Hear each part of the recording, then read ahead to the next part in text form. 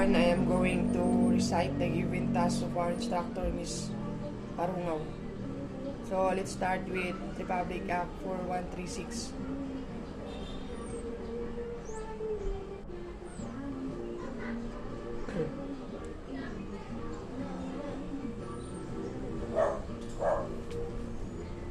Republic Act 4136, date June 20, 1964. This is the basic law regulating land transportation in the Philippines. It has repealed Act number 3992, the revised Motor Vehicle Law, further amended by Republic Act numbers 5715, 6374, and Presidential Decree numbers. Republic Act 6539. This act is which known as Anti-Carnapping Act of 1975, 1972 Act, an act preventing and penalizing carnapping. Republic Act 5448,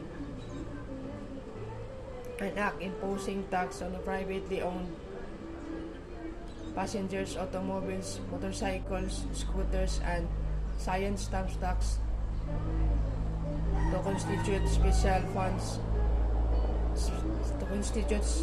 science funds, defining for programs, projects, and activities in science agencies to be financed therefore and for other purposes.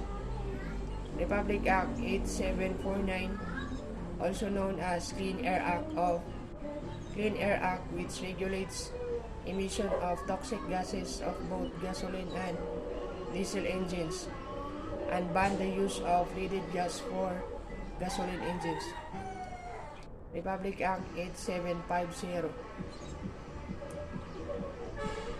It provides the attachment of seat belts of all motor vehicles and imposing penalty for non-compliance thereof. Republic Act 7924, an act creating the Metropolitan Manila Developing Authority, defining its powers and functions, providing funds therefore and for other purposes. Republic Act 8794 and its IRR, an act imposing motor vehicles users charge on all type of motorcycle vehicles and other purposes. It also imposes penalty for overloaded motor vehicle. Republic Act 10054, mandating all motorcycle vehicles to wear standard protective motorcycles helmet while driving and providing penalties thereof. This act is known as Motor Helmet Act of 2009. Republic Act 10586, an act penalizing persons driving under the influence of alcohol, dangerous drug, and similar substances and for other purposes. It has repealed mandatory drug testing drivers for license applicants. This act is also known as Anti-Drunk and Drug Driving Act of 2013.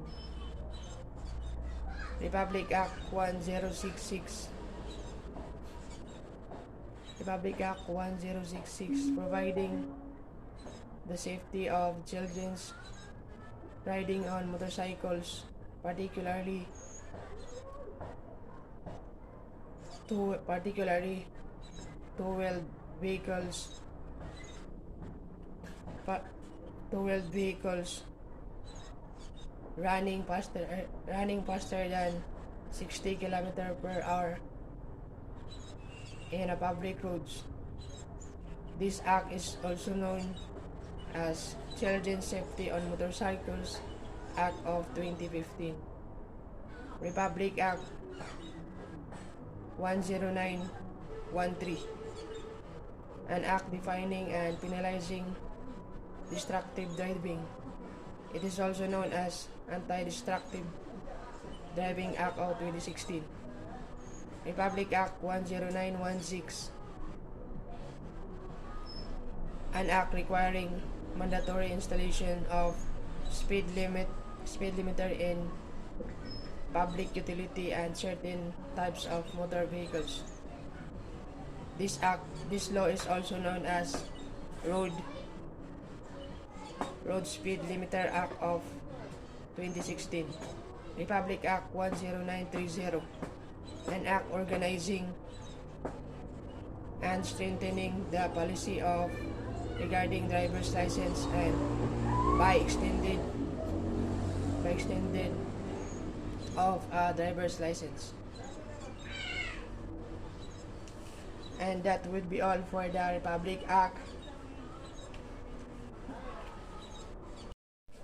So let's move to the Presidential Decree.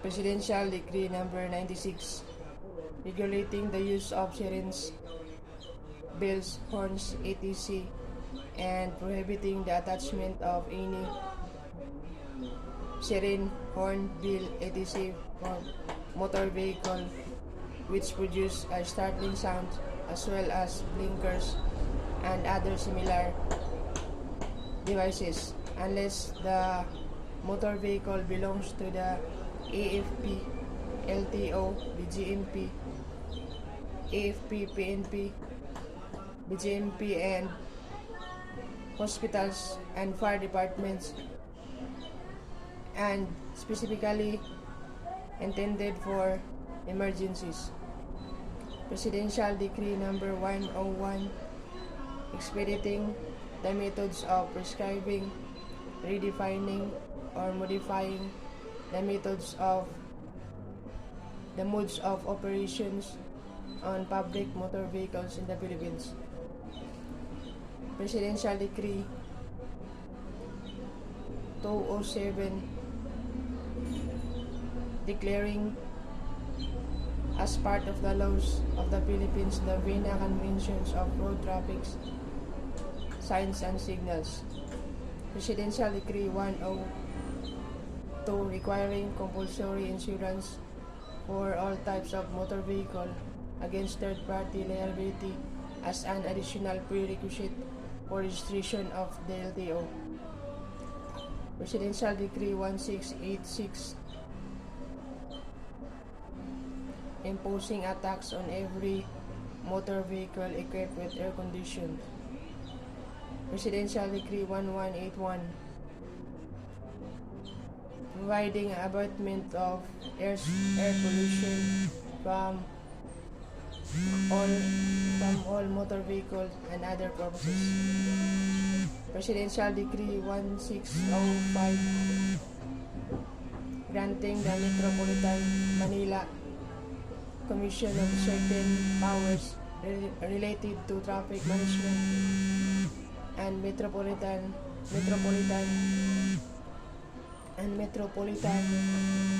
providing penalties for other purposes. Presidential Decree 109, the issuance of the license plate of all motor vehicles. Presidential Decree number 98, modifying PD 96. Presidential Decree 1729, authorizing the Bureau of Land Transportation to dispose of impounded vehicle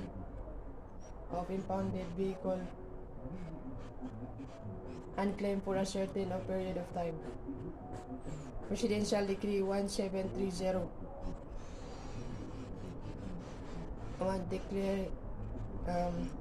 declaring a syndicate of printing manufacture, distribution, and possession or fake use of official Bureau of Land Transportation forms, documents, plates, and use for illegal sabotage. That would be all, and thank you.